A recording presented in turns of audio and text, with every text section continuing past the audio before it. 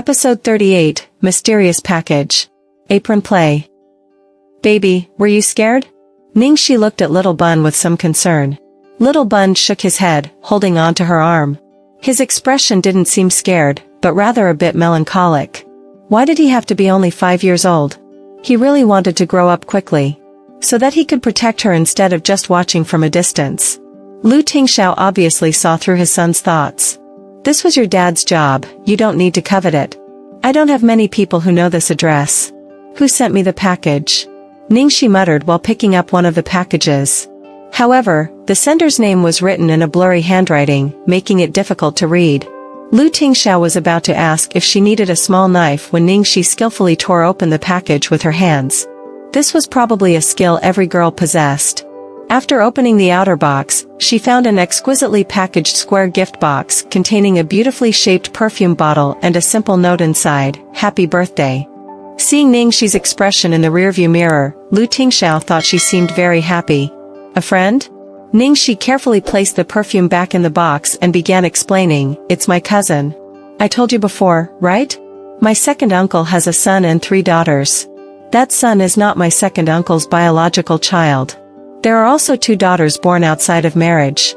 My second aunt only gave birth to 1 daughter, and that's my cousin, Ning Tianxin." Lu Tingxiao's face relaxed a bit. So, it was her cousin. Well, her cousin was nice.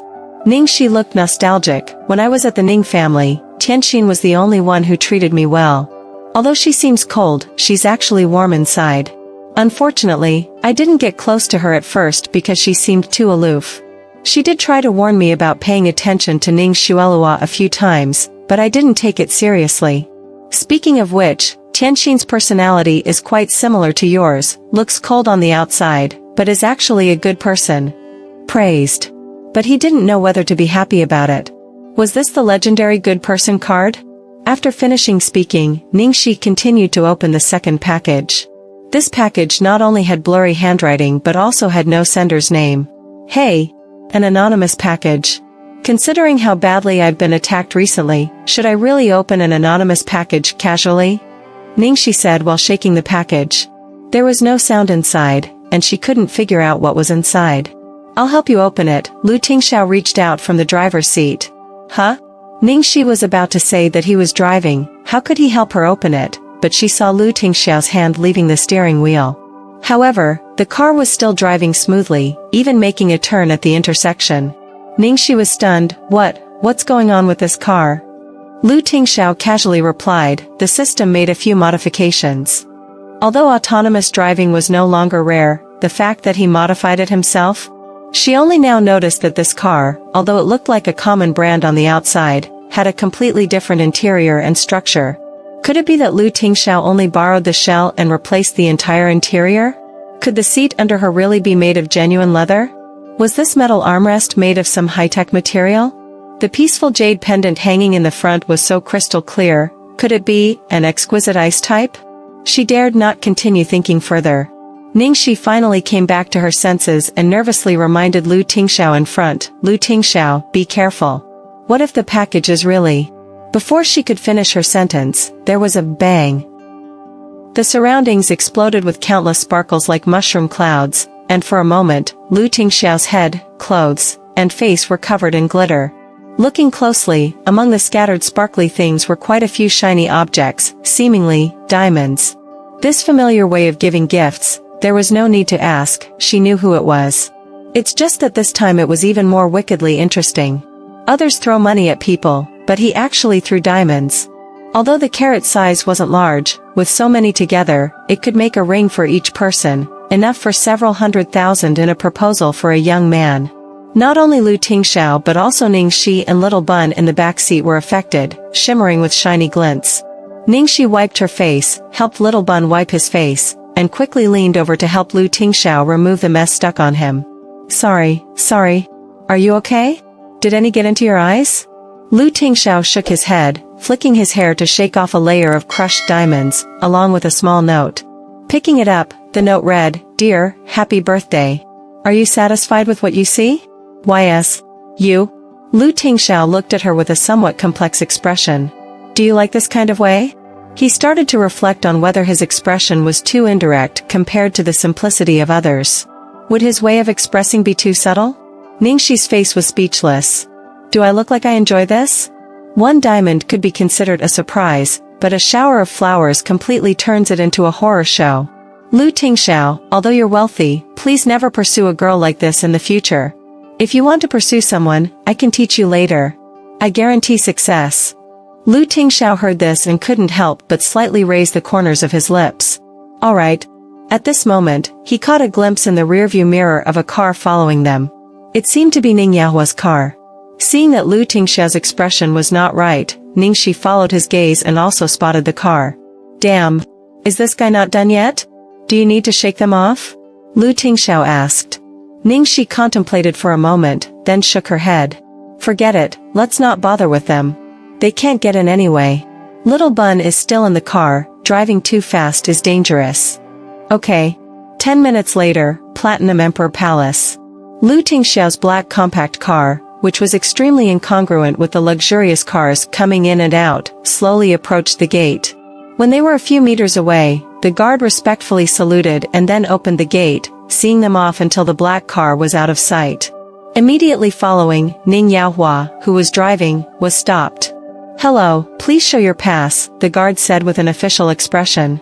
Ning Yahua anxiously looked towards the black car that had just disappeared around the corner, impatiently saying, What pass? If you don't have a pass, you can ask the residents inside to call and inform us, the guard said. Why could that car just enter without a problem? Ning Yahua asked impatiently. He's our resident, the guard replied.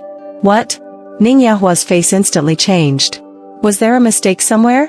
This was Platinum Emperor Palace. The gathering place for the top wealthy in the capital. Priceless and unmarketable. How could that guy who drove the broken car possibly be a resident here? Could it be, did someone make a mistake?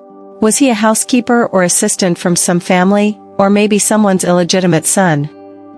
After a series of twists and turns, the three finally arrived home. Carrying bags of groceries into the kitchen, the first order of business wasn't cooking but taking a shower. All three of them were covered to varying degrees in a layer of sparkles, glitter, and small diamonds. Walking might make them shed thousands of dollars worth, making Ningxi have to be cautious about where she stepped. It was quite troublesome. After taking a shower, Ningxi specifically changed into more convenient clothes for movement, showing an air of preparing for a big event. Do you need help? Lu Tingxiao and Little Bun also came downstairs. Ningxi, holding the freshly showered Little Bun, rubbed him and said, Call Wani over to help me. You two go watch TV and wait for dinner. We just cleaned up, don't mess it up again. Wani is off today, they're all on break.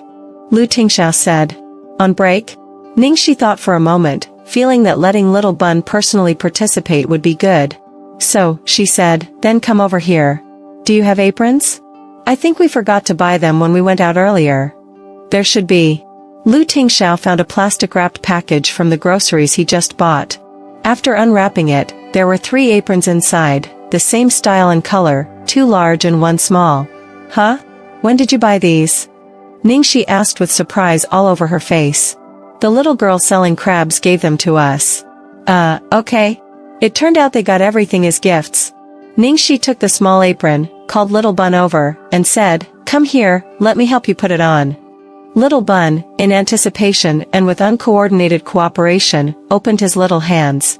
Ningxi helped him put it on, tied the straps, and sighed, Even wearing an apron, you look so cute, my precious.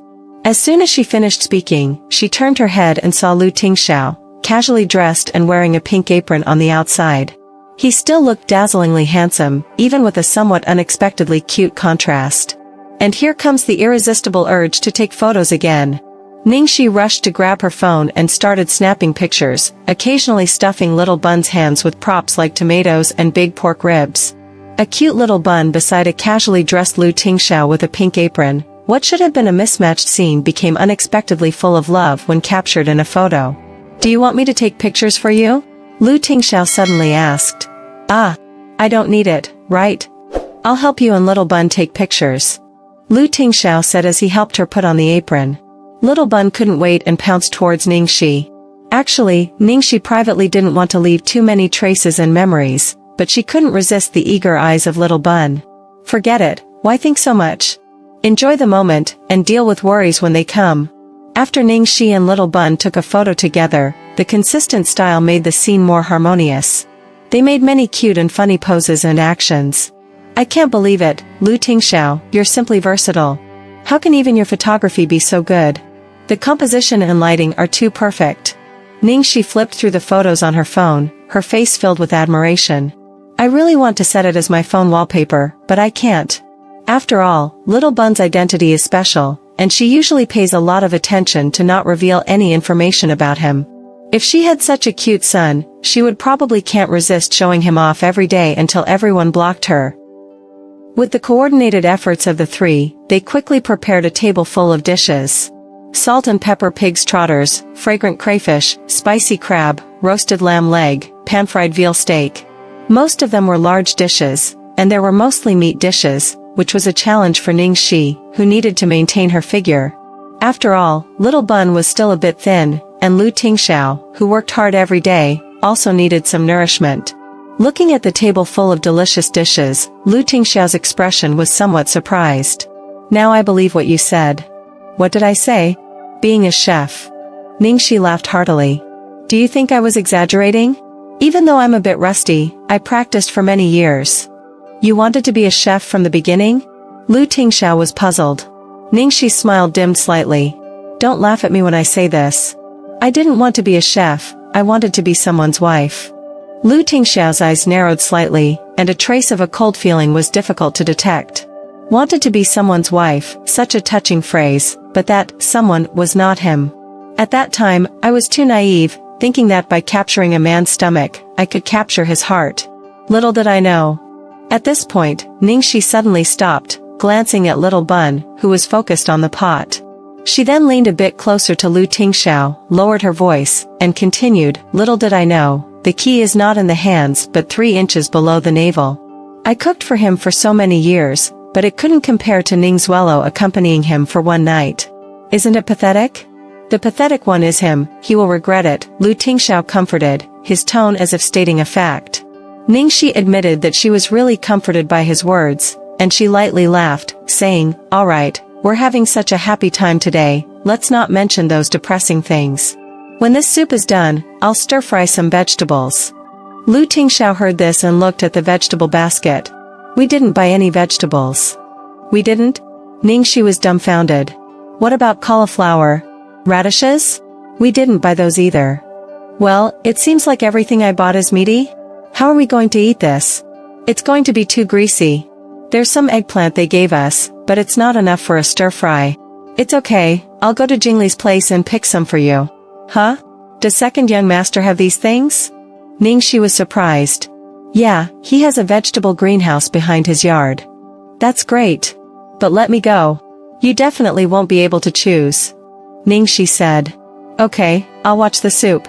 Let Little Bun take you, otherwise, the security won't recognize you, Lu Tingxiao advised. Alright, I'll be right back. Because they had Little Bun's face to vouch for them, Ningxi easily entered the vegetable greenhouse behind Lu Jingli's house.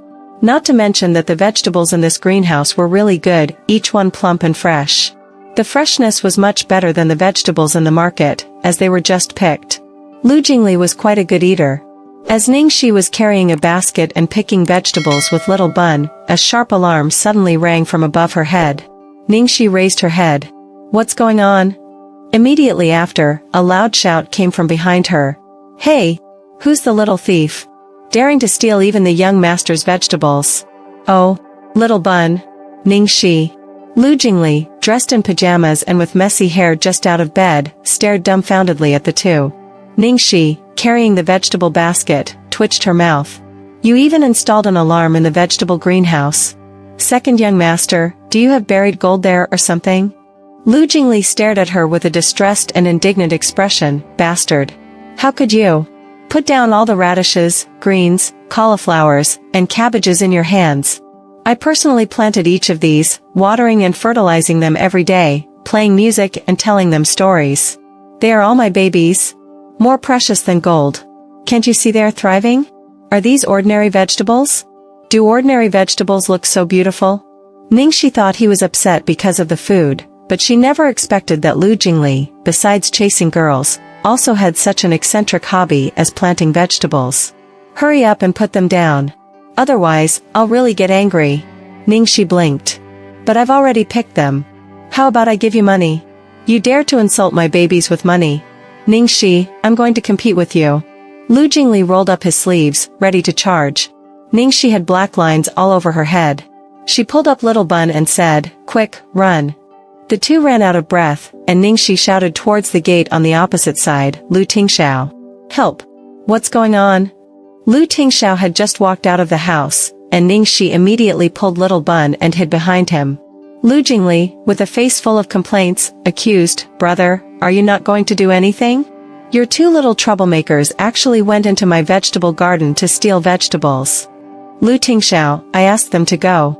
Lu Jingli, sure enough, behind every little troublemaker, there's a little troublemaker parent. You guys are too much. I don't care, you have to give my babies back to me. Ningxi peeked out from behind Lu Tingxiao's back. But your babies are already dead. Do you dare to say that? Can't I bury them and recite sutras for them to save their souls? Well, I think eating them is better. You heartless woman. Even if I can't beat you, I'll go down with you. Before Lu Jingli could rush over, a handsome robot suddenly appeared and blocked his way. Behind the robot, Little Bun controlled it, staring at him with a stern expression, as if warning him not to bully Auntie. Lu Jingli pounded his chest and stomped his feet. Ah, this is outrageous. Little Bun, I'm your real second uncle. Where has your conscience gone? Seeing that three little troublemakers plus a robot were about to start a fight, Lu Tingxiao helplessly pinched his brow. Stop making trouble, Jingli. Come over and have dinner together. I won't. Before Lu Jingli could finish his sentence, he suddenly smelled an extremely tempting aroma of food. Brother, didn't you let all the servants take a day off today? Who cooked? I did. Ningxi immediately raised her hand. Lu Jingli looked at her disdainfully. You can cook? Is the food you cook edible? As they entered the dining room and saw a table of dishes that could match a professional chef's skills, Lu Jingli was dumbfounded. Did you really make these?